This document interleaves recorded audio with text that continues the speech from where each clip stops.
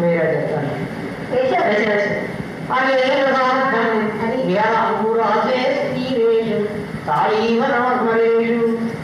దీపాంతరాళీతలవంగ పుష్పై అపాకృత స్వేదనవాగరుపి.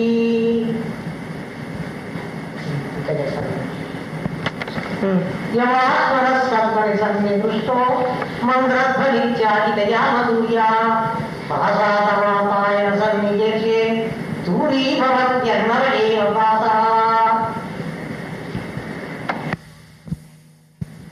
ఏదో ఓపెన్ చేస్తాం.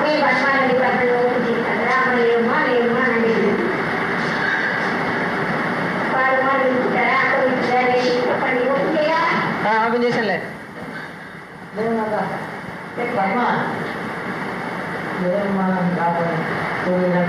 తొమ్మిదే 10:40 నాకు మళ్ళీ రాత్రి చేసి నాకేం చేస్తానంటే నువ్వు కూడా పడిపోతే నాకు ఇది వాడలేదు. నేను ఇలా ట్యాగ్ వేస్తూ కూర్చున్నాను. ట్యాగ్ అయినా మీ అమ్మగారు అనుకుంటావు కాలు సరుపు నా చట్టం సరుపు నేను లేవలేను నది రుపు అంటుంది. అన్న వేస్తుంది వేసినారు రామని నా అందరూ నేను వెళ్ళి నేను వచ్చేస్తాను. నాకు చాలా కోపం వచ్చింది సార్. లేకపోతే మేము అందరికీ పడుకోవద్దు మీ అమ్మని గిట్టో ఏ గిట్టో అంటే పక్క లేకపోతుంది ఎవరు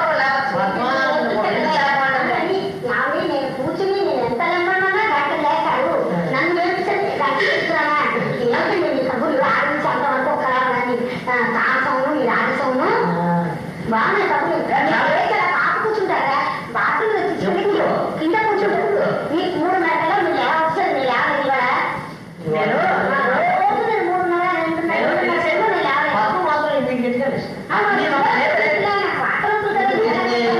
చెప్పమన్నా బాబు మణి అంతా అనుమతి నేను నాకు తెలివచ్చిన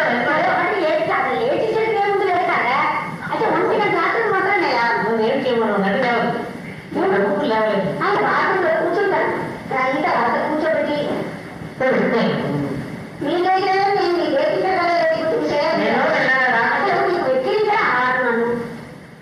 అలాగే రాత్రి నేను లేచా కూడా మంచం కాలేదు. ఇలా వచ్చేటప్పుడు ఈ జయ్యం వచ్చేస్తున్నారు. ఏంటన్నా లేకపోవచ్చు కదా అంటే వెళ్ళి వచ్చేసాను రా అనుకుంటున్నాను. సరే బాత్రూమ్ తక్కుబడి వచ్చేది అవి నేను వచ్చేది బాత్రూమ్ తక్కుబడి పెట్టాను. మీకోసం నేను కాపు చుట్టాను అంటే గడిపుట్టి గడిపుట్టి ఆ దేవుడి గారు నీ మాటగా ఉంటాయి ఒక్క మాటలే. Hello mic testing 1 2 3. ఇప్పుడు పేరు వెంకట సుబ్రహ్మణ్య శాస్త్రి గారు తన గొంతుగా విప్పి పాడతారు.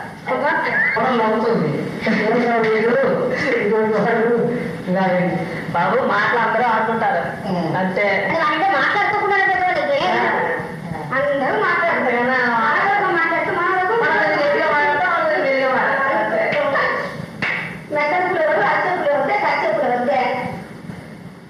మన మన వీడికి అమ్మగారేంటవా కూర్చున్నాడు. దాని కొడుకు కాలుష్యం కదా అప్పుడు ఎలా 3 రోజులు అడిచింది.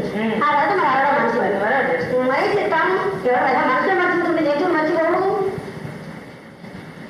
నాకు చేతులు కట్ల బ్రహ్మాండంగా మాత్రం ఎంత చక్కగా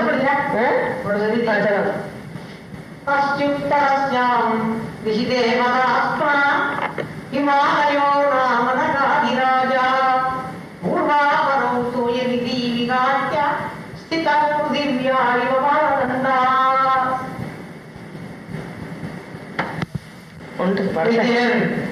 కశ్చిత్ కాంతా వినాదుర్నా స్వాధికారా ప్రమత్త శ్యామేణాస్తంగమిత మహిమా వర్షభోగ్యేన భక్తు యక్షశ్చక్రే జనకతనయా స్నానపుణ్యోదకేషు స్నిగ్ధఛాయాతమిర్వహతిం రామగిర్యాశ్రమేషు. ఏదైనా తర్వాత స్టాప్ చేసి ఏకమాశిష్టసానం పపాత్రీగా పంచజగజం ప్రేక్షణీయం గగంజా 2 వాటిగా చెక్ చేసుకుని తప్పు చెప్తాను.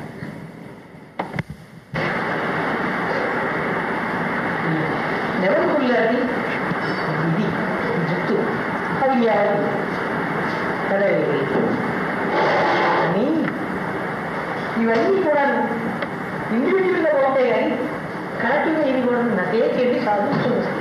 ఇవన్నీ కూడా నా భార్య సరిపోకపోవచ్చు.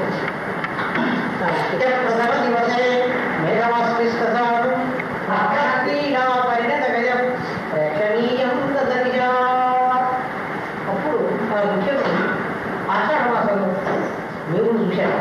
చూసి ధూమజ్యోతి సలిలమంతాం సన్నివాతత్వమేహ